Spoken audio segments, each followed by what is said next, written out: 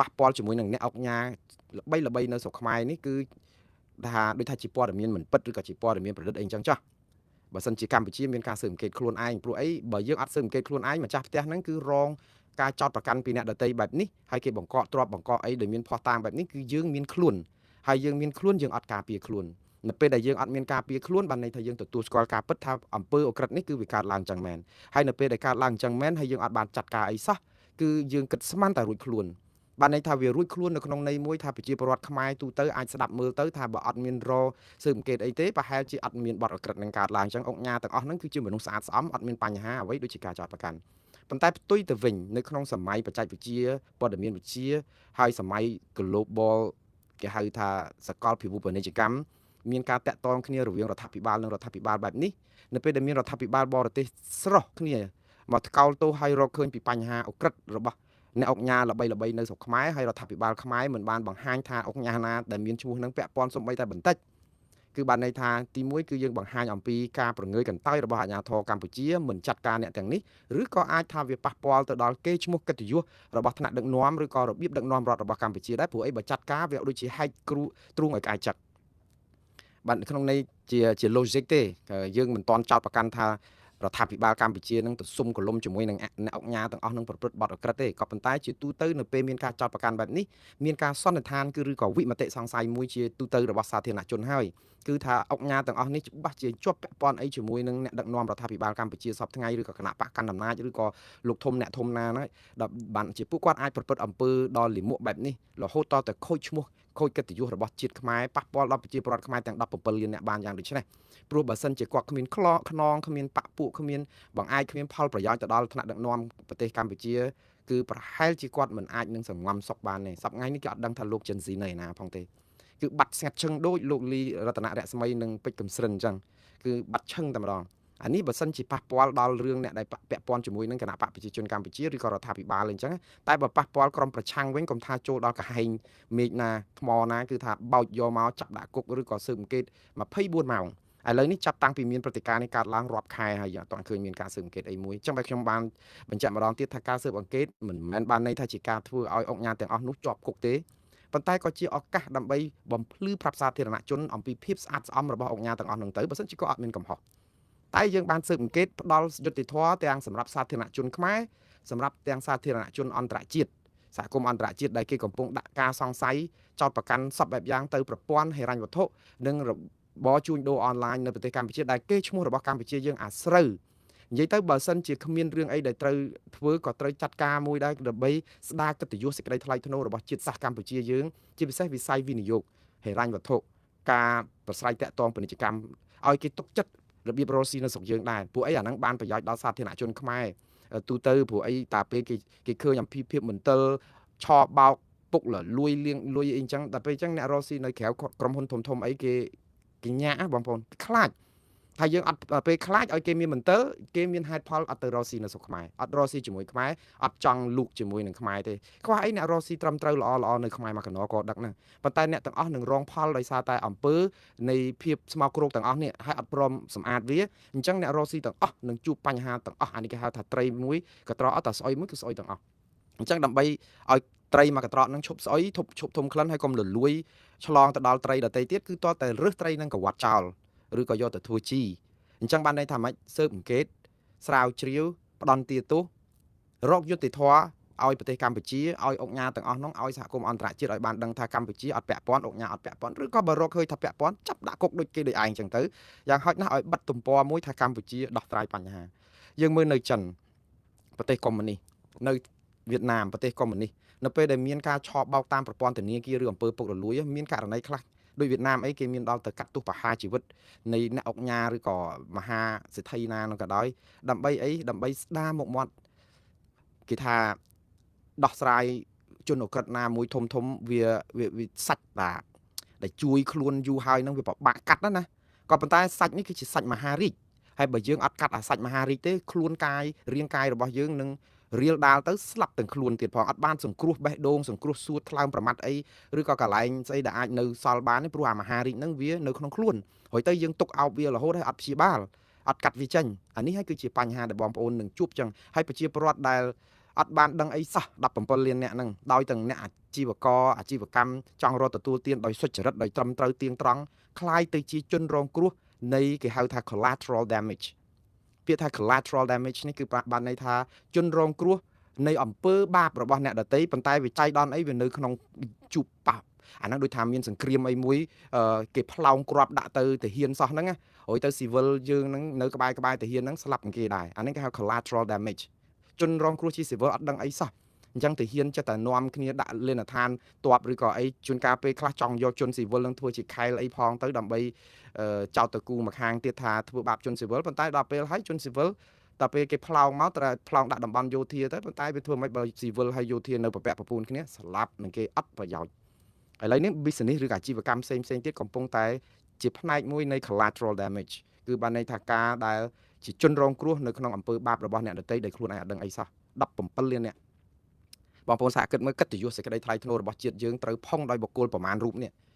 ហើយអត់ចាត់ការបើចាត់ការទៅអាចស្ដារបានខ្លះដែរដូចចង់និយាយថាតួខ្លួនអញ្ចឹងបើយើងមានមហារាជសដន់អញ្ចឹងតួឧទាហរណ៍ស្ត្រីអីអញ្ចឹងបើយើងមិនវះកាត់ខ្លះយើងថាំងឥឡូវស្ត្រីសម្ផស្សសម្រស់អីអញ្ចឹងអីប៉ុន្តែបើវាទុកទៅវាលួយអស់វាស្លាប់ដល់ខ្លួនទៅអញ្ចឹងវាកាត់ទៅវាបាត់បង់កន្លែងណាខ្លះវាប៉ះបើទៅចាក់សាក់ចាក់អីបិទទៅវាមិនអាចនឹងដូចដើម 100% ទេក៏ប៉ុន្តែវាមិនឲ្យទៅស៊ីសួតថ្លើមប្រមាត់អស់ដែរអញ្ចឹងបានន័យថាត្រូវតែចាត់ការអីមួយហើយការដែលមិនចាត់ការអីឲ្យពវៀងដានទៅរឿងរ៉ាវអីគ្រប់100ចម្ពោះអីផ្សេងទៀតមកចេញរករឿងស្អីក្រុមប្តឹងរឿងព្រំដែនទៅ ICJ ឬ ICC ហើយឥឡូវមកចេញរឿងស្អីណា PM ឆ្លោះគ្នាមួយក្រុម MMO ឯណាអូយឈឺក្បាលអារឿងចឹងអីជារឿងធម្មតាសោះមកធ្វើឲ្យដូចប៉ិនភ្នំអារឿងប៉ិនភ្នំទៅធ្វើឲ្យដូចជាស្រាលដូចស្មៅដូចច្បើងអីវិញរឿងដែលធំបំផុតគឺរឿងជាតិយើងអារឿងព្រំដែននេះហើយនឹងរឿងជួញដូរឆ្លងដែននេះដែលខូចកិត្តិយសជាតិយើងជាការពិតអាកាប់បំផ្លាញព្រៃឈើហ្នឹងវាជារឿងធំ40ឆ្នាំហើយវាអត់មែនរឿងថ្មីតាំងមកឥឡូវហ្នឹងទេព្រោះដោយសារអីយើងកំចាយអ្នកដែលហួចឬក៏ជាគេហៅអីក្រុមដែលជួយផ្ទៀងផ្ទាត់រដ្ឋាភិបាលអំពីការរំលោភបំពាន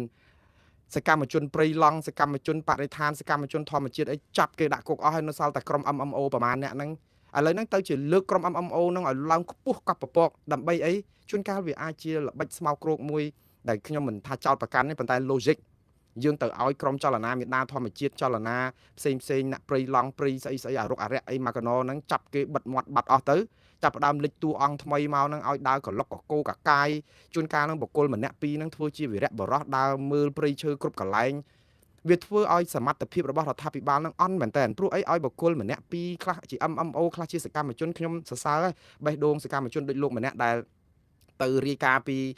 ស្អីព្រៃភ្នំក្រំថ្មដែលអាជ្ញាធររំលោភបំពានកាប់បំផ្លាញខ្ញុំថាលោកជាវីរៈបរោះនៅក្នុងដួងចិត្តខ្មែរមួយដែរនៅក្នុងការដែលតស៊ូព្រៃឬថាបកអាក្រាតមន្ត្រីពុកលលួយប៉ុន្តែជឿខ្ញុំបើអាជ្ញាធរមិនខົບខិតជាមួយអស់លោកឲ្យលោកធ្វើបានទេជាប់គុកមិនដឹងប្រហែលដងហើយព្រោះគេចង់ឲ្យធ្វើហ្នឹងគេចង់ឲ្យដូចភ្លៀងរលឹមអញ្ចឹងបំបត្តិសម្លេងចលនាមេដាធម្មជាតិចោលអស់ទៅឬក៏អ្នកដែលគេធ្វើមែនតែនគេមានអង្គការស្ថាប័នអីគេត្រឹមត្រូវឬក៏មាន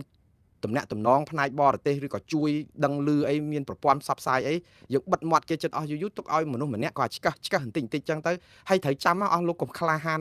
ថាខ្លួននឹងជាវីរៈបរិសុទ្ធខ្ញុំសរសើរប៉ុន្តែបើអាជ្ញាធរមូលដ្ឋានឬក៏អ្នកធំណាមួយមិនអនុញ្ញាតឲ្យអស់លោកធ្វើដើម្បីគ្រាន់តែអង្គុយឆ្កឹះច្បិចមកឲ្យប្រជាពលរដ្ឋមើលឃើញទៅរឿងអីមួយទៅបង្អើលតិចទៅអាជ្ញាធរចាត់ការអស់លោកក៏ធ្វើអត់បានដែរ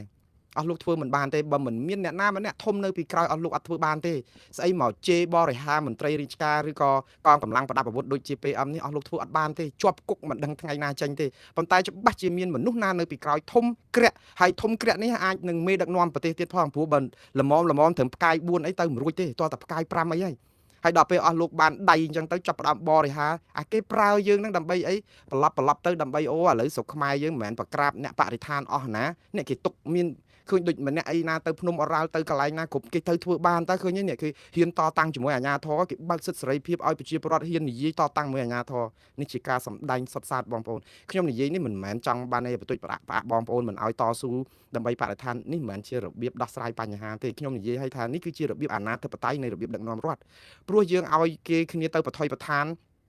ទៅដេកព្រៃដេកអីទៅតតាំងមួយអាជ្ញាធរហើយតាំងបានក្រុម MMO ហ្នឹងមកជួយបំពងសម្លេងអីទៅហើយឥឡូវក៏ក្រើកពេញផ្ទៃប្រទេសចលាចលទៅរឿងហ្នឹងវាគួរចលាចលយូរហេតុអីមកចលាចលនៅពេលមានរឿងព្រំដែននេះ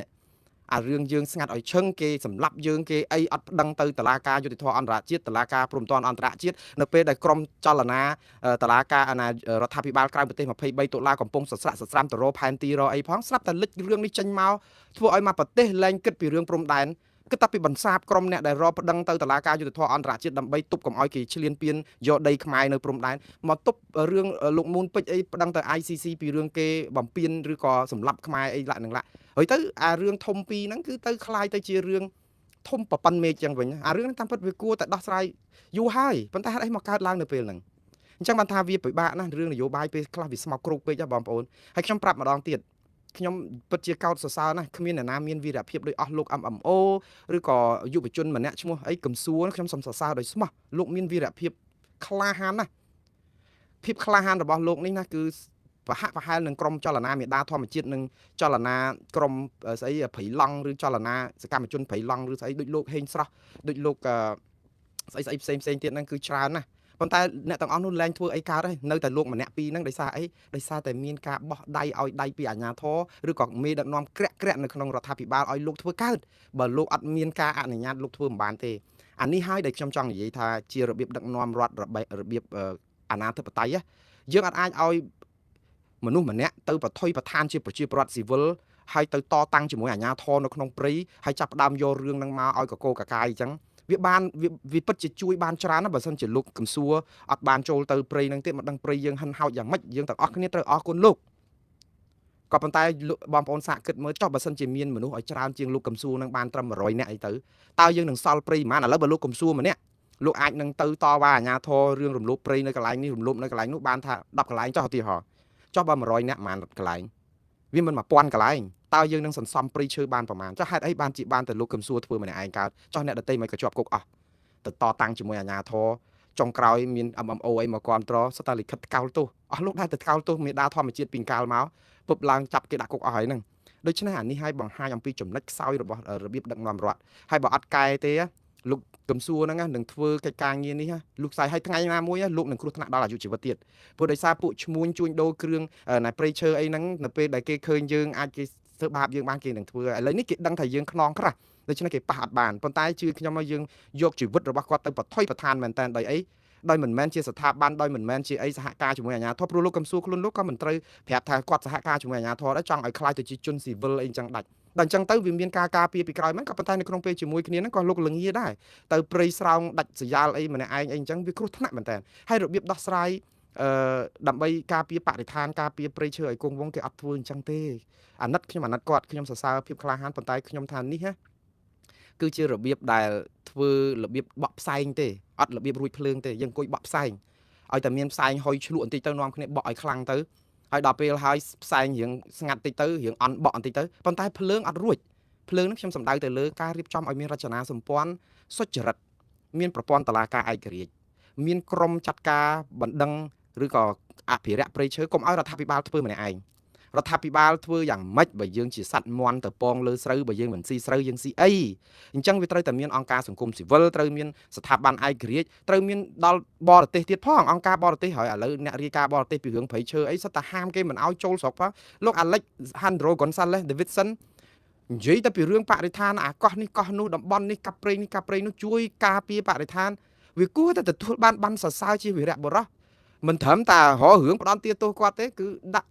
់នៅក្នុងបញ្ជីខ្មៅឡើងឲ្យចូលស្រុកខ្មែររហូតឥឡូវមន្ត្រីអ្នករាយការណ៍ព័ត៌មានជនជាតិអង់គ្លេសណាមួយនោះតែប្រហែលជាឆ្នាំមុនហ្នឹងឡើងឲ្យចូលស្រុកខ្មែរទេព្រោះរាយការណ៍អំពីស្រុកខ្មែរចាស់បានលោកកំសួរធ្វើកើតតើអ្នកទាំងអស់នោះធ្វើអត់បានមកចំណិតលោកកំសួរឬក៏យ៉ាងម៉េចតាមពិតធ្វើបានប្រហាក់ប្រហែលគ្នាតែវាជួយគ្នាដូចខ្ញុំនិយាយចឹងបើលួចដូចលោកកំសួរហ្នឹងមានបាន100អ្នកទៀតទៅយើងចំណេញប្រហែលប៉ុន្តែនេះមិនមែនជាចំណាត់ការសុចរិតទេជាចំណាត់ការរបៀបតាមអារម្មណ៍ការនឹកឃើញហើយមិនមានចេតនាឆន្ទៈនយោបាយនៅក្នុងការធ្វើទេហើយដល់ឥឡូវឃើញសកាឃើញសកាអត់ឥឡូវហ្នឹងចង់ពវៀងស្ថានភាពដើម្បីឲ្យបងប្អូនភ្លេចគិតរឿងព្រំដែនភ្លេចគិតរឿងស្អីប្តឹងគេទៅ ICJ ICC អីអស់ទៅបណ្ដឹងនៅណាគេទៅបាញ់សម្លាប់យើងប្រហែលម្នាក់ហើយនឹងរបួស3នាក់ទៀតឥឡូវមកចេញរឿងនេះមកតែយើងនាំគ្នាវិលខួរក្បាលទៅរឿងហ្នឹងអស់វាមែនតើទៅធ្វើឲ្យស្ថានភាពអង្គភាពរបស់កងរាជអាវុធហត្ថមួយអន់មែនតើគ្រប់ខេត្តក្រុងស្រោះគ្នាមកចេញញ៉ាត់ថ្កោលទោសបុគ្គលម្នាក់ ដល់ពេលអញ្ចឹងទៅវាដូចថាមានខ្លួនយ៉ាងម៉េចមិនដឹងហើយដល់ពេលហើយឥឡូវដល់ពេលអស់លោកដោះស្រាយទៅចាំមើលប្រជាពលរដ្ឋមានមន្ទិលគ្រប់គ្នាអូយមិនបានទៅជាអញ្ចឹងចុះស្ថាប័នឯករាជ្យនៅឯណាហេតុអីក៏ពិភពលោកយើងព្រៃឈើស្រុកខ្មែរមានតែលោកកំសួរមួយជួយដោះស្រាយចុះគេផ្សេងទៀតទៅឯណាអស់ហើយចុះបើអត់គាត់ទៀតតើធ្វើម៉េចអានេះហើយចាំបានថាមនុស្សប្រជាពលរដ្ឋខ្មែរគ្រប់រូបគឺជាបុគ្គលរាយការណ៍ដោះស្រាយបញ្ហាជាតិយើងមិនមែនឲ្យមនុស្សម្នាក់ទៅប្រឈមទៅយូរទៅតែពេលខូចប្រយោជន៍ទៅខ្លាចគ្រោះថ្នាក់ដល់គាត់ដល់អាយុជីវិតទៀតក៏ថាបានដែរមិនមែនស្រួលទេដូច្នេះអាហ្នឹងហើយដែលយើងធ្វើឲ្យការដោះស្រាយបញ្ហាតែតិចទៀតទៅភ័យបារម្ភនឹងសុវត្ថិភាពក៏អាចដោះស្រាយបញ្ហាបានដែរព្រោះមានការគម្រាមកំហែងនេះគម្រាមកំហែងនោះការងារហ្នឹងគឺនឹងទុកចោលអាព្រៃឈើនៅតែគេកាប់បំផ្លាញកាន់តែច្រើនដដែលដូច្នេះម្ដងទៀតបងប្អូនខ្ញុំសំណូមពរថារដ្ឋាភិបាលគួរបង្កើតឲ្យមានជាគណៈកម្មការបន្ទប់ស្ថានភាពឯករាជ្យមួយទៅឯករាជ្យរបៀបដូចថាមានមន្ត្រីបរិស្ថានរដ្ឋាភិបាលក៏បានដែរអង្គការសង្គមស៊ីវិលសកម្មជនឯករាជ្យនឹងអង្គការសហប្រជាជាតិឬក៏ប្រទេសបរទេសណាដែលតាក់ទងនឹងការពារបរិស្ថានគេមានជំនាញឯកទេសនិយាយទៅឲ្យមានភ្នែកមានចំហឲ្យដឹងថាជាស្ថាប័នឯករាជ្យឲ្យទាំងលោកកំសួរលោកអីនឹងចូលរួមទៅឲ្យដោះលែងសកម្មជនបរិស្ថាននឹងដែលគេជឿឆ្អាលឲ្យចូលរួមនៅក្នុងនឹងទាំងអស់ចំណេញជាងការដែលយើងទៅឲ្យមនុស្សម្នាក់ពីរឲ្យធ្វើទៅបំផ្លាញគេឈ្មោះកិត្តិយសជាតិយើងរបៀបដឹកនាំរដ្ឋបែបនេះគឺថយក្រោយអត់ទៅមុខសោះអញ្ចឹងបានថាឲ្យពេលហ្នឹងណាណាក៏គេមើលឃើញថាជារបៀបបន្សាបសកម្មជនបរិស្ថានដែលគេខំប្រឹងធ្វើការមកដូចថាបងប្អូនគេចង់មានលោកកំសួរអីចេញមកអញ្ចឹងទៅគាត់ចេះរជួយធ្វើបានអញ្ចឹងទៅចាប់ផ្ដើមឲ្យគេថាមានការជំនួសចង់ឲ្យសាធារណជនខ្មែរមើលទៅអូកាលមុនមានឡុងកន្ធាមានលីចន្ទរាវុធមានថនរដ្ឋាមានលីមលៀងហ៊ីមានឡុងកន្ធាមានអីភួនកែវរស្មីអីចឹងទៅគាត់ថាអូយុវជននេះក្លាហានមែនតើហ៊ានតតាំងមួយអាញាធររឿងបរិស្ថានតទៅពេលចាប់គាត់ដាក់គុកអស់ស្រាប់ចេញលោកកំសួរមកអូខាងនេះគេក្លាហានជាងខាងនោះទៀតផងដូច្នេះចាប់ដើមបំភ្លេចពួកគាត់ចោលអស់ហ่ะព្រោះអីជាប់គុកអស់ទៅខាងនេះគេនៅតែធ្វើកិច្ចការងារនេះបានអញ្ចឹងទៅធ្វើឲ្យមានអ្នកជំនួសបែបនេះវាជារូបភាពមួយដែលបង្ហាញថាការអនុវត្តគឺវាមានស្តង់ដារ2ហើយជាចេតនាថាអាចថាក្រុមលោកកំសួរអាចមានតំណែងតំណងល្អជាមួយអាជ្ញាធរអីចឹងទៅហើយតែមានតំណែងតំណងល្អជាមួយអាជ្ញាធរវាមានរឿង2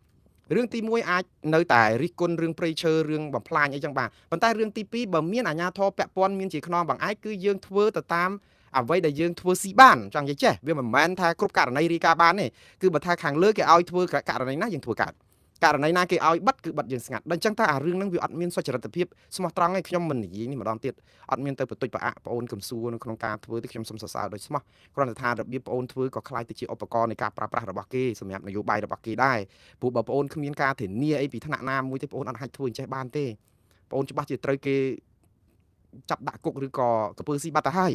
ខ្ញុំសុំទោសខ្ញុំមិនប្រមាថអាយុជីវិតរបស់ប្អូនទេប៉ុន្តែបើយើងមើលស្ថានភាពបែបនេះគឺគេធ្វើកើតប៉ុន្តែដោយសារតែគេទុកឲ្យប្រើអញ្ចឹងទៅបងអាចធ្វើបានគ្រប់រឿងប៉ុន្តែខ្ញុំលើកទឹកចិត្តឲ្យអាជ្ញាធរជួយអញ្ចឹងទៅប៉ុន្តែជួយឲ្យដោះលែងមនុស្សបន្ថែមទៀតមកកុំឲ្យបន្ទុកនឹងធ្លាក់ទៅបងកំសួរម្នាក់ឯងវាមិនអាចគាត់មិនអាចទូលភ្នំម្នាក់ឯងរួចបានទេ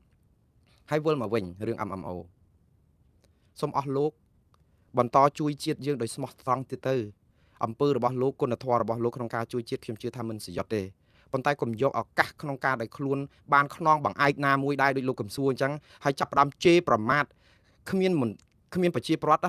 ឋខ្មែរទាំង17លាននាក់គ្មាននរណាគ្រប់គ្រងមន្ត្រីកងរាជអាវុធហត្ថណាមេកងរាជអាវុធហត្ថណាដែលលួចជាតិឬក៏បំផ្លាញព្រៃឈើទេគេ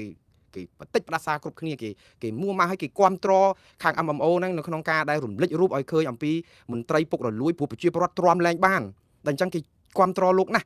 ់ប៉ុន្តែនៅក្នុងពេលជាមួយគ្នាហ្នឹងគឺលោកចាប់ផ្ដើមបង្ហាញអំពីមុខអំពីភាពបាត់ផ្សារនិងពីលរបស់លោកហ្នឹងហើយដល់ពេលឲ្យអំពើល្អចុះវាលោកចូលគ្នាដូចអញញ៉ៃដូចថាមិនដឹងត្រូវអាទឹកបរិសុទ្ធ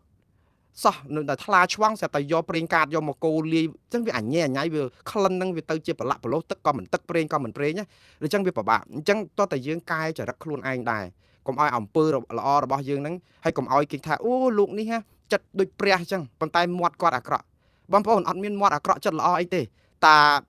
ាព្រោះអីគុណធម៌សិលធម៌សុជីវធម៌ហ្នឹងវាទៅជាមួយគ្នា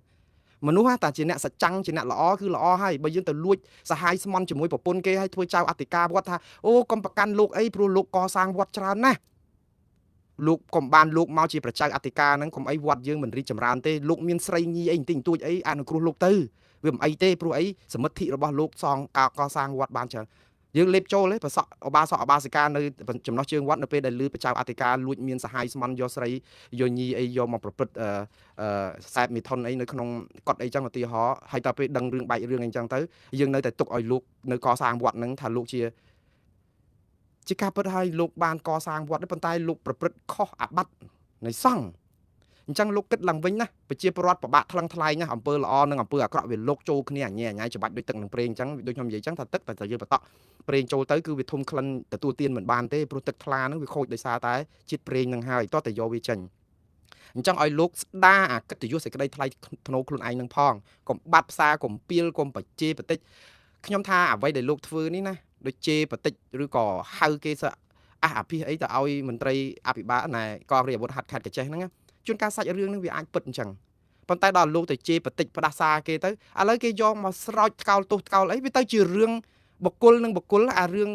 ងកាប់បំផ្លាញព្រៃឈើរឿងអំពើពុករលួយតិចទៀតស្ងាត់បាត់អញ្ចឹងទៅដល់ចឹងវាពិបាកអញ្ចឹងសុំទោសគ្នាទៅវិញទៅមករួចអស់អាលីងហើយអញ្ចឹងមិនសម្របសម្រួលគ្នាយ៉ាងម៉េច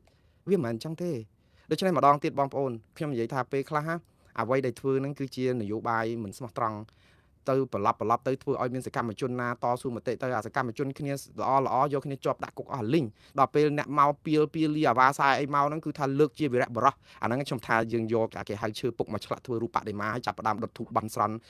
ជាទីសក្ការៈដាក់លើក្តារហឹងអីចឹងទៅតាមពិតវាជារឿងគ្រោះថ្នាក់ដែរហើយខ្ញុំនិយាយនេះមិនមែនបន្ទុចផ្អាកបងប្អូនមិនឲ្យបន្តជួយជាតិទៀតទេជួយប៉ុន្តែរកវិធីឲ្យថ្លៃថ្នូរមានសិលធម៌ជាងហ្នឹងព្រោះអីជាតិត្រូវការមនុស្សច្រើនហើយកុំឲ្យអូសទូកឲ្យល្អឲ្យសោះចាប់ត្រីបានកុំឲ្យល្អទឹកវិធីជួយជាតិមានច្រើនណាស់មិនមែនតាមរយៈស្រាតសពុតជេបចោហើយលោកតាន់កំសួរហ្នឹងក៏អញ្ចឹងដែរលោកបន្តជួយទៀតប៉ុន្តែសូមឲ្យលើកទឹកចិត្តលោកតាន់កំសួរហ្នឹងតស៊ូមតិឲ្យសហមិនមែនសហការីទេឲ្យមេដាធម្មជាតិឬក៏សកម្មជនដែលគេគិតរឿងបរិស្ថានព្រៃឈើហ្នឹងបានចេញមកនៅក្រៅឃុំផងព្រោះលោកធ្វើការបរិស្ថានដូចគ្នាសរសេរសារទៅបើលោកមានខ្នងក្រាស់ហ្នឹងប្រាប់គេឲ្យដោះលែងពួកគាត់មកដើម្បីជួយលោកកុំឲ្យលោកនៅតែម្នាក់ឯងពិបាកពេកទូលភ្នំប្រជាពលរដ្ឋមក7-10 លានអ្នកឲ្យទៅលោកតែម្នាក់ឯងទៅធ្វើអីអស់ព្រៃឈើ25ខេត្តក្រុងមិនដឹងគេបំផ្លាញនៅកន្លែងណាខ្លះអញ្ចឹងសរសេរញត្តិមួយទៅឬក៏មានអធិបុលជាមួយថ្នាក់ដឹកនាំតស៊ូមតិឲ្យគេដោះលែងថនរដ្ឋាភួនកែវរស្មីលងកន្ធាលីមហ៊ីឬក៏តារាវុធនឹងឲ្យអស់មកឬក៏សកម្មជនបដិឋានធម្មជាតិឲ្យតស៊ូមតិរួមគ្នាដើម្បីបង្កើតឲ្យមានជាបន្ទប់ស្ថានភាពក្រុមអង្គការឯករាជ្យណាមួយដើម្បីដោះស្រាយរឿងព្រៃឈើហ្នឹង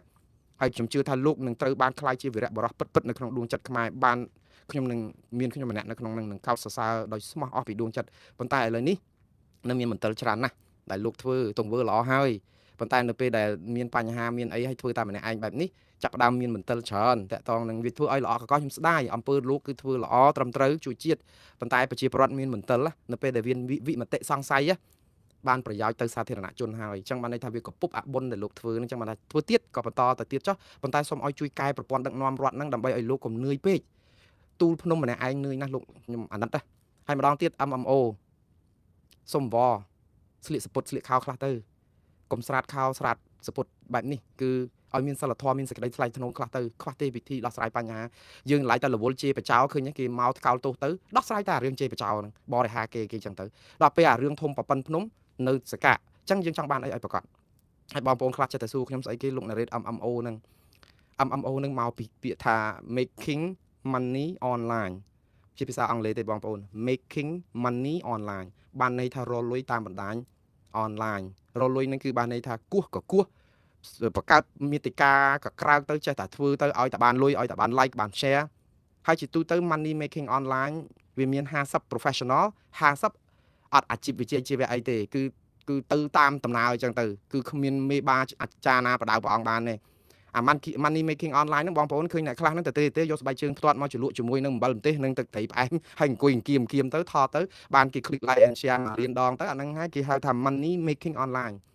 វាជារបៀបធ្វើឲ្យតែផ្អើលឲ្យតែភ្ញាក់ផ្អើលដូចថាបង្កើតអីឲ្យតែការចាប់អារម្មណ៍ប៉ុន្តែ money making online ហ្នឹងអ្នកដែលរលុយ MMO online ហ្នឹងក៏គេមានសិលធម៌ក្រមសិលធម៌វិជ្ជាជីវៈច្រើនដែរហើយជាទូទៅអានេះគឺជាភារកិច្ចរបស់ក្រសួងព័ត៌មានកម្ពុជាទេនៅក្នុងការកម្រិតថាតើ MMO នឹងធ្វើអីបានខ្លះ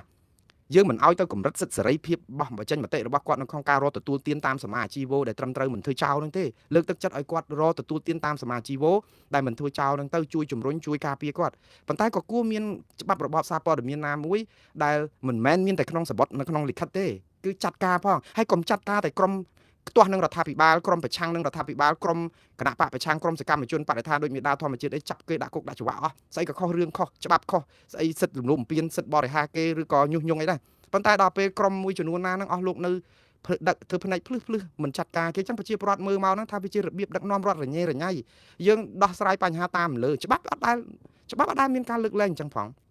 ច្បាប់គឺច្បាប់វាជារឿងដែលលំបាកណាស់ច្បាប់ខ្លះវាកាចប៉ុន្តែវាជាច្បាប់យល់ញាតឃ្លាតច្បាប់តែប៉ុណ្្នឹងតាប៉ុន្តែយើងច្បាប់ហ្នឹងជួនកាលយកមកដាក់តែខាងក្រមបពប្រឆាំងក្រមមេដាធម្មជាតិអីបរិស្ថានឬក្រមស្អីខាងលោកស្រុនស្រននិងសុភាអីវិញតាក់តងរឿងសន្ធិសញ្ញាកិច្ចព្រមព្រៀងសន្តិភាពទីក្រុងប៉ារីបិទមាត់អស់បើបានពួកគាត់មកគ្រាន់និយាយគ្រាន់បង្អើលឲ្យអាជ្ញាធរអីហ្នឹងភ្ញាក់រលឹកប្រជាពលរដ្ឋនឹងបានទទួលការអប់រំអីអត់ដល់អញ្ចឹងទៅវាពិបាកអញ្ចឹងទៅដល់ពេលហើយអ្នកដែលពៀលីអាវ៉ាសែរួចខ្លួនអញ្ចឹងទ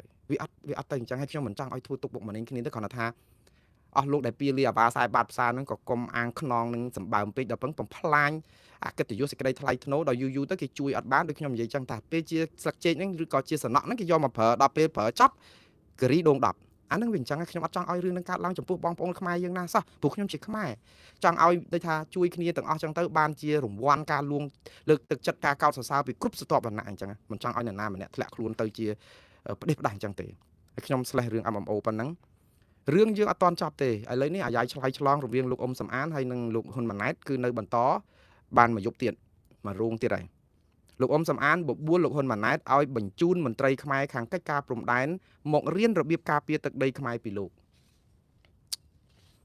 បាទធម្មតាវាមិនដែលមានផ្សែងអត់ភ្លើងទេវាទះដៃមកចាហៀងវាមិនលឺទេព្រោះអីមួយថ្ងៃនេះគឺយុទ្ធនាការបន្សាបអធិបុលនៃក្រមអ្នកជំនាញកិច្ចការព្រំដែនបពប្រឆាំងហ្នឹងគឺថាធ្វើស្រោចពេញផែនប៉ុស្តិ៍ស្រុកខ្មែរផ្ដើមចេញពីលោកហ៊ុនម៉ាណែតដែលជានាយករដ្ឋមន្ត្រីកម្ពុជាទៅទៀតមិនមែនជាមនុស្សតូចតាចទេជាមន្ត្រីថ្នាក់កំពូលដែលធ្លាប់រិះគន់លោក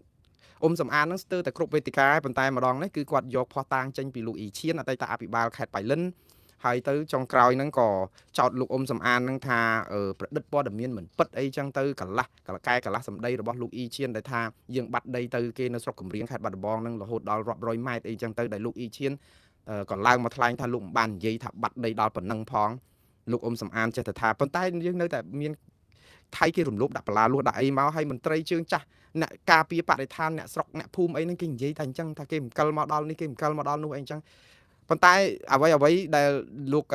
កហ៊ុនម៉ាណែតមកររឿងទៅលោកអ៊ុំសំអានដើម្បីអីដើម្បីបន្សាបកុំឲ្យប្រជាពលរដ្ឋនឹងជឿទុកចិត្តដូចទឹកបាក់ទំនប់ទៅលើក្រមរដ្ឋាភិបាលក្រៅប្រទេសរឿងប្តឹងទៅតុលាការយុតិធធអន្តរជាតិដោយសារតែរឿងរដ្ឋាភិបាលអត់បានដាក់ប្តឹងដូច្នេះវាមានភាពអាម៉ាស់សម្រាប់រដ្ឋាភិបាលកម្ពុជាដែរហើយក្រុម MMO នេះគេទៅជេររាយក្រុមអ្នកដែលប្តឹងថៃដើម្បីឲ្យខ្ជាក់ដីខ្មែរមកវិញហ្នឹងគេថាពួកមិនទាន់ជ្រុះបល័យពីក្បាលចោលម៉ាស៊ីនអីឡាក់ហ្នឹងដែរប៉ុន្តែអញ្ចឹងដូចថាឆ្នាំអាចអន្សាយដែរ MMO ស្រុកខ្មែរយើងហ្នឹងដល់អញ្ចឹងប៉ាត់ណាប៉ាត់ណីហើយឥឡូវលោកអ៊ុំសំអានក៏តបទៅលោកហ៊ុនម៉ាណែតនៅពេលដែលលោកហ៊ុនម៉ាណែត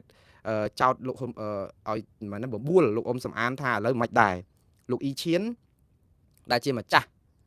សាក់សីរស់ចង់និយាយអញ្ចឹងណាតែនិយាយពីរឿងគម្រៀងរឿងអីព្រោះគាត់អ្នកស្រុកនៅម្ដុំបៃលិននឹងស្រាប់ហើយថាបាត់ដីបាត់អីឥឡូវម្ចាស់ខ្លួនគេថាអត់បាត់ផងមិនវិញឥឡូវលោកអ៊ុំសំអានបានអីមកជាសំអាងតាមពិតលោកអ៊ុំសំអានអត់បានមានប្រសាសន៍អីច្រើនទេគាត់និយាយថាគាត់មិនតបទៅនឹងសារលោកហ៊ុនម៉ាណែតច្រើនទេគាត់និយាយលើ Facebook គាត់ថាសុំទៅសួរពលរដ្ឋខ្មែរនៅកន្លែងដែលបោះបកគោលបដោះអាសន្នទៅដឹងហើយថាបាត់ដីខ្មែរឬមិនបាត់នោះអញ្ចឹងកុំមកបាច់ទៅតតាំងអីជាមួយគាត់ថារឿងនិយាយព្រោះប្រជាពលរដ្ឋខ្មែរធ្លាប់ផ្ដាល់បទសម្ភាសន៍មកកណោថាអស់ប្រមាណគីឡូអាហ្នឹងទៅសួរប្រជាពលរដ្ឋខ្មែរទៅធ្វើម៉េចឥឡូវអ្វីដែលច្បាស់លាស់គឺមានតែរដ្ឋាភិបាលដាក់ពាក្យប្តឹងទៅបើប្តឹងទៅបានដីនឹងនៅត្រឹមណាបាត់អស់ឬក៏ប្រជាពលរដ្ឋខ្មែរឬក៏អ្វីដែលការគិតថាថៃរំកិលចូលដីខ្មែរមកពីមុនហ្នឹងត្រូវបោះគេហើយអាហ្នឹងដីបោះគេតើតាមពិតខ្មែរយើងអ្នកស្រុកហ្នឹងចេះតែថាតើអាហ្នឹងដីគេអាហ្នឹងឲ្យវាអស់ចិត្តត្រឹមហ្នឹងដែរមិនអញ្ចឹងណាកុំឲ្យនៅសពិចសពិលដើរចោតគ្នាអញ្ចឹងទៀតបាទឥឡូវនេះយើងដឹងហើយថាសារនេះគឺលោកអ៊ុំសំអានបន្ថែមចេះទៀតថាលោកហ៊ុនម៉ាណែតចង់ឲ្យខ្ញុំឬសហការីរបស់ខ្ញុំទៅរៀនបច្ចេកទេសព្រំដែនពីក្រមជំនាញព្រំដែនរបស់គាត់នៅកម្ពុជាគាត់ពិតតាមពិតខ្ញុំឬសហការីរបស់ខ្ញុំមិនចង់ទៅរៀនជំនាញបច្ចេកទេសពីរបៀបកាត់ទឹកកាត់ដីឲ្យបរទេសពីក្រមជំនាញព្រំដែនរបស់លោកហ៊ុនម៉ាណែតនោះទេភាសាកាត់ទឹកកាត់ដីនេះហើយដែលលោកហ៊ុនសែនចិត្តទៅទ្រាំសូវបានណាព្រោះគាត់អត់ទាន់បានចុះហត្ថលេខាអីទេគាត់ថាប្រជាពលរដ្ឋខ្មែរជាទូទៅឲ្យតែឃើញគេគ្រប់គ្រងតំបន់ណាបានឆ្លៀនចូលដាក់បលាលួសជ្រៀតចូលដល់ដាក់បលាលួសដាក់អីដូចរឿងកោះគុជអីកោះគុជអីដែលថាយើងនៅស្ងាត់ជើងអីចឹងប្រជាពលរដ្ឋថាហ្នឹងដូចកាត់ដីឲ្យគេចឹងណានេះជាការគិតរបស់ប្រជាពលរដ្ឋទេប្រជាពលរដ្ឋគិត អត់មានអីខុសហើយសំខាន់តើរដ្ឋាភិបាលធ្វើអត់គេចោតអីចោតទៅកុំធ្វើត្រូវឲ្យដូចគេចោតប៉ុន្តែដល់ពេលយើងអត់ទាន់បានអីផងយើងចាប់ផ្ដើមប្រតិកម្មខ្លាំងដោយរឿងនឹងរឿងពុតវាធ្វើឲ្យប្រជាពលរដ្ឋចាប់ផ្ដើមគិតថាអញបាត់ចឹងមែនដឹងកាត់ចឹងមែនដឹងតែបើអត់កាត់ហេតុអីក៏យើងមិនប្តឹងឬមួយក៏រដ្ឋាភិបាលថាប្តឹងគេអាម៉េចបើយើងអត់ទាន់បាត់ដីអីផងគេអត់ទាន់បានយកដីអីផងណាវាអាចចេះដែរប៉ុន្តែបងប្អូនរឿងអត់មានមន្ទិលអីបន្តិចសោះភ្នំទ្រាប់យើងគ្រប់គ្រងនៅលើភ្នំកាលពីមុនបាត់ច្បាញ់ឥឡូវថៃគ្រប់គ្រងទាំងស្រុងលើកំពូលភ្នំទ្រាប់យើងអាចគ្រប់គ្រងនៅក្រោមតំបន់ភ្នំទ្រាប់ឬជើងភ្នំខ្ញុំថាអានេះប៉ុន្តែអាកន្លែងដែលយើងឈរជើងដែលយើងថាជាដីយើងគេគ្រប់គ្រងតែហើយហ្នឹងអញ្ចឹងអាហ្នឹងអត់បាត់ទេចុះប្រាសាទតាមាន់ធំកាលពីមុនបាញ់គ្នា3 5ខាងយើង5ខាងគេ5គឺបានន័យថាអត់មានកភ្លើងទេទាហានហ្នឹងចូលទៅនិយាយថាល្បាតអញ្ចឹងតើឥឡូវគេយកអស់ហើយតំបន់ផ្សេងទៀតដូចជាច្រកអានសេះអីអញ្ចឹងកាលដំបូងរោងតាអ៊ំអីហ្នឹងសិតតែរោងរបស់យើងសង់ដៃយើងលុយជាតិខ្មែរយើងហ្នឹងឥឡូវដល់ពេលបាញ់គ្នាប្រៅថៃតម្លាក់គ្រាប់បាក់ខ្ទេចខ្ទីអស់លីងហើយទៅគេយកស្បៃយកមករាយហ្នឹងទៀតអាហ្នឹងអត់បាត់ទេចាហើយយើងរឿងមួយក៏យើងគិតថាអត់អីផងតែបន្តិចបានយើងវិញហើយបានយើងវិញហ្នឹងបានមិនទេវារត់មកយើងវិញមកឬក៏យើងត្រូវតែប្តឹងផ្ដាល់គេវាអត់មាននរណាគេយកលបងយើងគេយកណែដូចព្រំដីអញ្ចឹងណាបងប្អូននៅពេលដែលគេចាប់ដើមជីកហើយគេយកបន្លាមកស្រះហើយគេយកណែបកគោលយកមកជីកចូលដីយើងហើយយើងថាកុំបាច់តបហើយតែបន្តិចទៅវាមិនកិលទៅវាឯងអាដីបកគោលហ្នឹងដែលឆ្លោះគ្នាលបងផ្ទះហ្នឹងថាគេដាក់បកគោលទៅឲ្យចាក់បេតុងទៀតចាប់ហើយយើងទៅឆ្លោះគ្នារាប់ចំនួនតកូនតចៅអត់បានហើយឆ្លោះគ្នាទៅអស់ទ្របទៀតព្រោះអាហ្នឹងបើសិនជាយើងអត់តវ៉ាកាប់គ្នាទៀតណាបងប្អូនបើយើងអត់ទៅរកមីឃុំមីភូមិប្តឹងប៉ូលីសប្តឹងអីឲ្យគេដោះស្រាយឲ្យឆាប់គឺនៅឆ្លោះគ្នាកាប់គ្នារាប់ចំនួនទៀតហើយលោកអ៊ំសំអានបន្តថាផ្ទុយទៅវិញខ្ញុំចង់ឲ្យលោកហ៊ុនម៉ាណែតទៅវិញទេដែលត្រូវបញ្ជូនក្រុមជំនាញព្រំដែនរបស់លោកមកអាមេរិកដើម្បីខ្ញុំនឹងបានបង្រៀនពួកគេពីជំនាញបច្ចេកទេសព្រំដែនក្នុងការការពារទឹកដីខ្មែរជាជាងកាត់ដីខ្មែរឲ្យបរទេសជិតខាងបាទសារនេះគឺមែនតើទៅវាធម្មតាទេដូចចេះទឹកចឹងថាវាទៅទឹកគ្នាទៅវិញទៅមកគាត់ថាខ្ញុំសុំស្នើឲ្យថ្នាក់ដឹកនាំកាត់បន្ថយអាវោហាសាសបន្សាបក្រុមខាងរដ្ឋាភិបាលខ្មែរក្រៅប្រទេសនេះគាត់ខំប្រឹងធ្វើរប្តឹងទៅតុលាការ ICJ ដើម្បីឲ្យថៃខ្ជាក់ដីមកវិញដែលគេរំលោភបំពានហ្នឹងក្រែងបានជួយជាតិយើងដែរតើលើកទឹកចិត្តទៅហើយបើសិនជាដឹងថាក្រុមហ្នឹងធ្វើមិនបានផលយើងដាក់ពាក្យប្តឹងឲ្យណានៃព្រោះរដ្ឋាភិបាលខ្មែររដ្ឋាភិបាលស្របច្បាប់ហ្នឹងមិនអញ្ចឹងជាសមាជិករបស់ ICJ ខ្លួនឯងសោះទៅចាញ់អីក្រុមរដ្ឋាភិបាលប្រឆាំងក្រុម23តុលាបកើតថ្ងៃមុនមិនដឹងក្បាលឯណាកតុយឯណាហ្នឹងបើដឹងថាគាត់គេអត់ទទួលស្គាល់ទេយើងមានការទទួលស្គាល់យើងប្តឹងខ្លួនយើងមើលទៅខ្លាចអីបនរបស់ខាងតុលាការឬក៏រដ្ឋាភិបាលក្រៅប្រទេសអាហ្នឹងបានយើងចិត្តជាកូនប្រុសហើយតើពេលយើងអត់ព្រមប្តឹងខ្លួនយើងខ្លួនយើងជាម្ចាស់ដីម្ចាស់ទ្រព្យស្របច្បាប់ហើយទៅឲ្យអ្នកចិត្តខាងដែលគេឈឺចាប់ឈឺឆ្អាលឬគេខំប្រឹងជួយប្តឹងកាយនៅថៃទ្រព្យឲ្យយើងហើយឥឡូវយើងទៅរករឿងគេមិនឲ្យប្តឹងទៀតអាហ្នឹងអ្នកណាក្មេងបៀមដៃមកគេមើលឃើញអ្នកណាខូចឲ្យប្រកាសដែរអញ្ចឹងកុំទៅរវល់អញ្ចឹងខាតពេលដាក់ប្តឹងទៅហើយខ្ញុំជឿថានៅពេលដែលបណ្ដឹងរបស់រដ្ឋាភិបាលកម្ពុជាប្តឹងតំបន់ទាំង10កន្លែងនេះហើយនឹងភូមិព្រៃច័ន្ទនិងភូមិជោគជ័យទៅតុលាការយុតិធធអន្តរជាតិក្រមរដ្ឋាភិបាលក្រៅប្រទេសនេះអស់ការងារធ្វើហើយធានា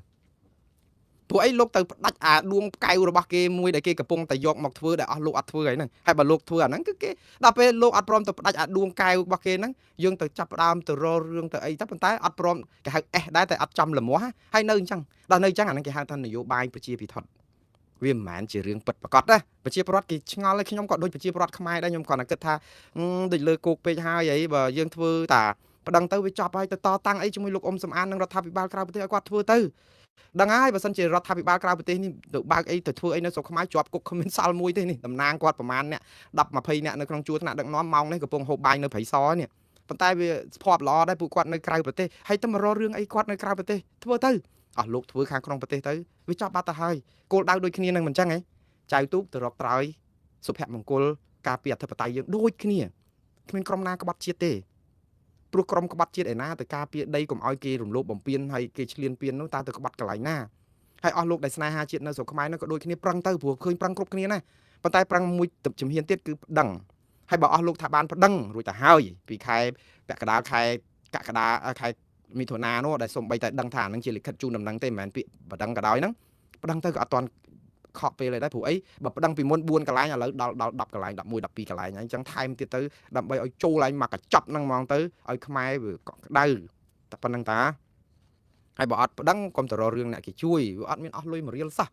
រដ្ឋាភិបាលត្រូវប្តឹងត្រូវគិតទី1ជួលមេធាវីរាប់លានដុល្លារ ក្រុមការងារបច្ចេកទេសស្រាវជ្រាវនឹងអស់មកកណោហើយនៅជួល MMO នឹងដើម្បីផ្សព្វផ្សាយដើម្បីស្អីនឹងដឹងអស់ប្រមាណទៀតនៅជួយក្រុម lobby នឹងដឹងអស់ប្រមាណទៀតអូច្រើនណាស់តទៅពេលក្រុមប្រឆាំងគ្នាលុយកប៉ៅខ្លួនឯងអស់មួយរៀលរដ្ឋាភិបាលអស់មួយរៀលទេក្រុមបកប្រឆាំងរដ្ឋាភិបាលក្រៅប្រទេសក៏ប៉ៅខ្លួនឯងដើរទៅត្រុកទៅអង្គាសលុយប្រជាពលរដ្ឋតាមសមានចិត្តដើម្បីជួយហើយទៅរករឿងអាគេអង្គាសលុយនឹងទៀតខ្លួនឯងអត់បានជួយគ្នាអីបន្តិចមកកាក់ម៉ាស៊ីននេះលុយរដ្ឋាភិបាលរាប់លានដែលគួរតែត្រូវដាក់កញ្ចប់ថវិកាហ្នឹងសឹងឲ្យរដ្ឋាភិបាលក្រៅប្រទេសហ្នឹង$5 លានទៅយកទៅធ្វើទៅយុទ្ធនាការជួលមេធាវីជួលអីហ្នឹងដើម្បីប្តឹងទៅព្រោះខាងនោះប្តឹងវាមិនកើតវាទើសទាល់មួយថៃព្រោះរដ្ឋាភិបាលខ្មែរហើយថៃហ្នឹងវាត្រូវរើគ្នាថាយើងអត់ធ្មត់យើងឈប់តតាំងគ្នាយើងមានបាត់ឈប់បាញ់មានអីចឹងអត់ចង់ប្តឹងផ្ដាល់គ្នាចឹងណាឯងប្តឹងអីប្តឹងយកលុយយកទៅធ្វើឥឡូវអាជួយក៏មិនជួយអាទាញក៏ទាញហើយមករករឿងអង្គាសលុយទៀតថាសិតអីណាបោកដើម្បីអង្គាសប្រាក់អីណាអើយគេអីទៅគេស្ម័គ្រចិត្តតាមមានប្រាក់ខែមកពីណាចុះបើអស់លោករករឿងរដ្ឋាភិបាលក្រៅប្រទេសហ្នឹងមិនរករឿងលោក Michael Alfaro ផងដែលអង្គាសលុយទៅយកទៅជួយសាលារៀនហើយអង្គាសលុយគាត់យកលុយដែរតាមកកន្លែងសើ$2,500 $3,000សម្បត្តិយន្តហោះអីទៀតថែមទៅអញ្ចឹងមកធ្វើដំណើរជួនកាល$5,000ទៅ$7,000នោះហើយទៅស្រុកខ្មែរមួយជើងអស់$10,000លើកមុនគាត់អស់លុយគាត់ចេញលុយកប៉ៅខ្លួនឯងមែន$10,000 កលថ្ងៃដំបូងដល់ក្រោយមកអង្គការសហគមន៍ខ្មែរឬ sponsor នឹងជួយគ្នាចេញទៅឲ្យគាត់អស់រាប់$10,000គ្រប់នេះតែចឹងទៅយើងមិនទៅរករឿងគាត់ផងថាគាត់មកជួយជាតិយើងជួយអីអញ្ចឹងដែរប៉ុន្តែបានគៀសលុយគៀសប្រាក់អីអញ្ចឹងដែរអាហ្នឹងគេធ្វើតែអញ្ចឹងតែការស្ម័គ្រចិត្តហ្នឹងគឺជាសមានចិត្តរបស់ប្រជាជនបងប្អូនគ្រប់គ្រងលោក Michael Alfaro ជួយបរិច្ចាគហេតុអីក៏មិនទៅរករឿងអ្នកបរិច្ចាគជួយលុយរឿងគម្រោងទៅសាងសង់សាលា